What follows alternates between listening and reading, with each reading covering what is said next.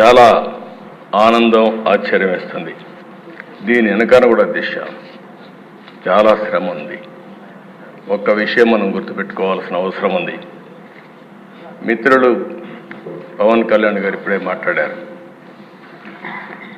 ఒక్కసారి రాష్ట్ర ప్రజానికం కానీ ఎలాంటి నమ్మకం కల్పించామంటే చాలా సఫర్ అయ్యాం. 2014లో కూడా కొత్త రాష్ట్రం, ఈ రాష్ట్రం అభివృద్ధి కావాలని ముందుకొచ్చి పోటీ చేయకుండా సపోర్ట్ చేసిన వ్యక్తి పవన్ కళ్యాణ్ గారు. సామాజిక బాధ్యత కోసం ఆలోచించారు, ముందుకొచ్చారు. తర్వాత దిశ మొన్న ఎలక్షన్లో ఆయన్ని మేము చూసినప్పుడు చాలా సమస్యలు వచ్చాయి. నన్ను అరెస్ట్ చేసినప్పుడు జైలుకు వచ్చి నన్ను పరామర్శించిన తర్వాత బయట వచ్చి ఆ క్లిష్ట సమయంలో ఏమాత్రం ఓటు డివైడ్ కావడానికి వీలు లేదు, రాష్ట్ర ప్రయోజనాల కోసం తెలుగుదేశం జనసేన కలిసి పోటీ చేస్తామని చెప్పిన మొదటి వ్యక్తి పవన్ కళ్యాణ్. అంటే ఇది ఒక సామాజిక బాధ్యతగా తీసుకున్నారు.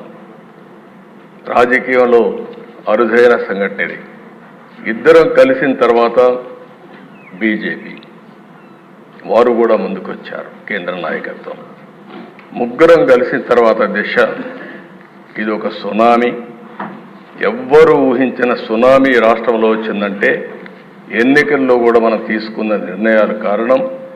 ఆ నిర్ణయాన్ని మళ్ళీ మనందరం కలిసి వారు ఒక మాట చెప్పారు, మనస్ఫూర్తిగా వినిపిస్తున్నా, ఈ రాష్ట్రాన్ని మళ్ళీ ఘాటిలో పెట్టి అన్ని విధాల అభివృద్ధి చేసే వరకు ఏమాత్రం ఆలోచించకుండా సమైక్యంగా ముందుకు పోవడానికి ఆలోచిస్తామని ఈ సభ ద్వారా రాష్ట్ర ప్రజానికానికి కూడా మేము ఒక హామీ ఇస్తున్నాం, చేస్తామని చెప్పి కూడా మీకు కూడా తెలియజేస్తున్నాను. అధ్యక్ష, ఈసారి ఎన్నికలు రాష్ట్రం కోసం, తమ బిడ్డల కోసం, భవిష్యత్ తరాల కోసం ప్రజలు ఇచ్చిన తీర్పు ఇది.